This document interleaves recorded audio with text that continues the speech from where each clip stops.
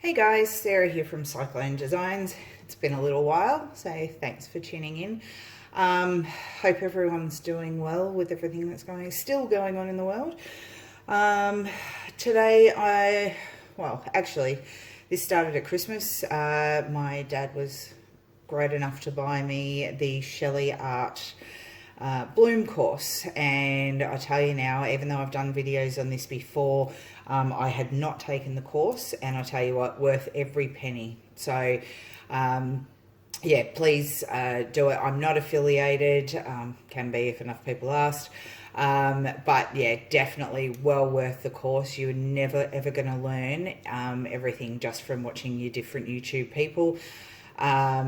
It's and the different recipes that are available for all over the world.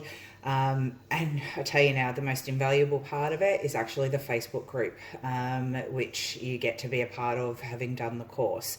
So yeah, definitely well worth doing.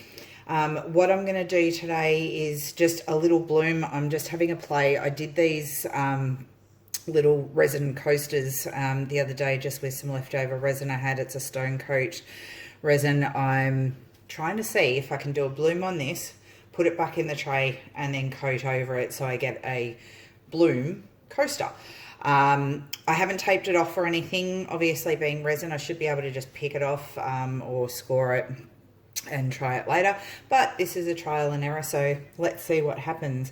I did a little play around earlier with one that turned out really well. I've just mixed up a whole new batch of pigment paints yesterday, had them sit, so I'm going to do something using the same colors. It was a bit of a turtle kind of pour, so yeah, I'm not going to go through the recipe or anything on this. As I said to you, I honestly believe now, after having done the course, that's where you're best to learn it, and it's worth every penny. All right, so let's get started. I'm going to pop my base down. This I've learnt I need to put down more than I would usually. Now all I've done is actually covered my cake turner, so spinner, and then I've popped a tile on top of it because it's quite a light cake spinner. So and then I've actually covered the cake turner and then the tile with what we call over here glad wrap. Saran wrap in the States, I believe. Yeah, a few different options. So that's what I've covered with today. So first of all, I'm going to pop down some of this. It's a paper mill metallic copper. I'm not doing any particular kind of pattern or anything like that. I've just learnt recently bit more paint than I would think is better. So as I said, what I'm going for is a bit of a turtle kind of color scheme. Now this I'm just going to scrape out because it's kind of the last bit left of this particular color. This was out of the first batch of colors I made up.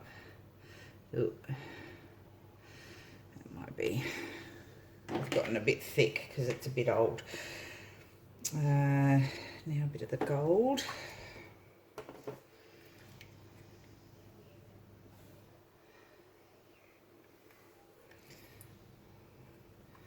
I'm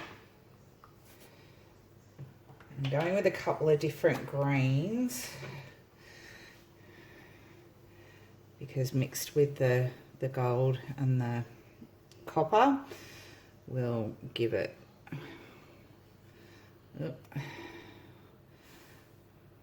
note to self, these little coffee stirrers are probably not the best option, and I'm trying to break up each one of the green. So this one I've got an interference blue. All of these colors actually all except the greens are actually all paper mill pigments or micas, whatever you want to call them. And I like the fluoro color on the top, and then I'm actually going to add a smidge more of the gold on top. Now it looks like a lot of paint, but because I'm going to spin this out,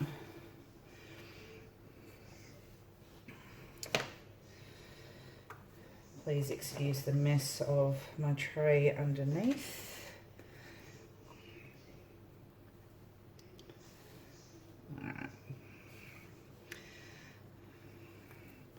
Now I finally did get around to getting some Amsterdam paints as well. Definitely, I'd been using the Montmartre ones because they are what I had on hand. Oops, that didn't go where it was meant to. Okay, that's probably way too much CA. And as you can see, it's sinking a little bit, so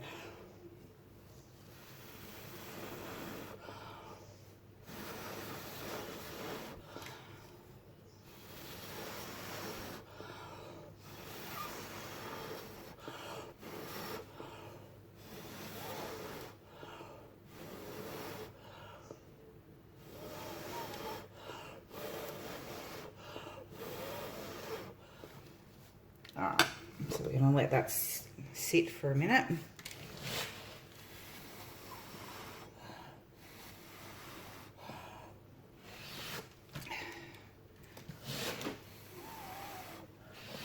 I just want that to come back in.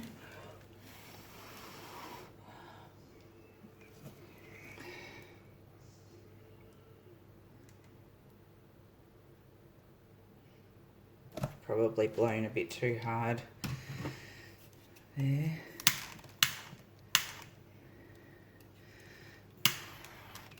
You're not usually meant to torch, but all right, I'm just going to let that sit for a minute. I'm going to bring it in a little bit closer so you know this one's so small.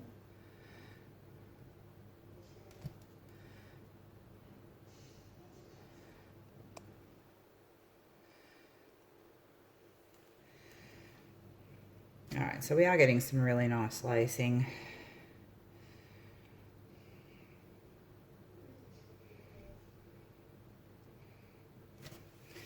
I'll just see if I can tilt it just a little bit.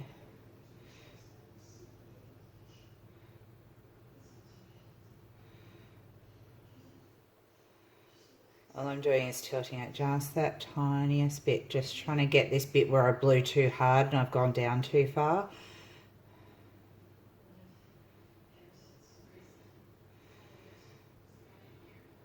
And I've done it a bit over here too, so.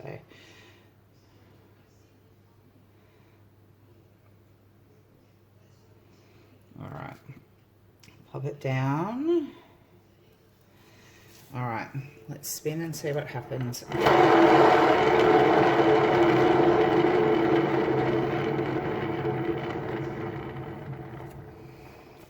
Look, I'm just going to tilt the actual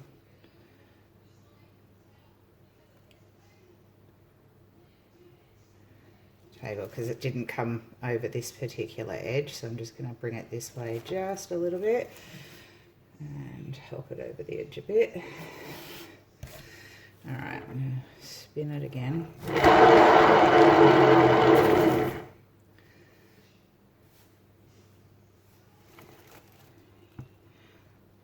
I'm going to try and get that lacing into the middle, but I also don't want to stretch too far out this way.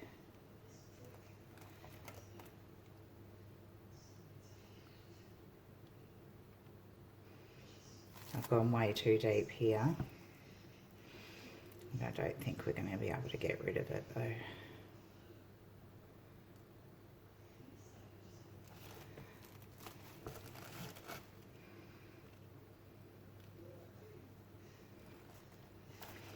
As I said, the upside to doing this, there is a little bit of a lip on my resin, is hopefully if it doesn't work out, I can just peel it off and start again. If it's good, hopefully I can pop it back in the mold and yeah, resin over the top of it. All right, I'm just going to take it off the stand. Whoop. Oh, sorry about the glare. So I've got some really nice lacing. I think I need to thicken up my CA still. See, I went a bit thin here, so it's gone sort of through. So this bluey whitey colour there, that's actually an interference, so hopefully it'll come up beautiful. Don't know where that blue's come from, that's interesting. But we've got some really good cells happening. I'm still very much learning. This is trial and error, and as I said, this is using the Amsterdam paint is super new. I'm still trying to figure out it quite right. The one I did this morning, it didn't sink at all. When I did this one, it did sink, and I pretty much did the exact same layering. Anyway, hope you enjoyed, and I will hopefully come back with a dried result tomorrow. Cheers. It's been a little while because I had to wait for the paint to cure. Now, I didn't film doing all of this, so I'm just going to quickly run through it. So, my coaster that I had made from resin in one of these, which I actually had done another one, so I'll pull it out and show you. This one may not be fully cured, so it's still a bit flexible. So yeah, basically just made a coaster. This one I made heaps thinner. So, you know, it'd be much easier to do another one on later. So then I popped it back in the mold, popped some more resin over the top. Now what I did do was just gently pull it out at the sides here, just so a little bit of the resin ran down the sides to coat the edges, so to speak, to seal in the edges of the part of the coaster that I painted on. And this is what we've ended up with. So yeah, as you can see, so it kept the runoff. Not that this is a fabulous one, but this is was just an example. So as you can see, now you've got the two layers, so the painting is protected. And look at the colours, look at the shimmer.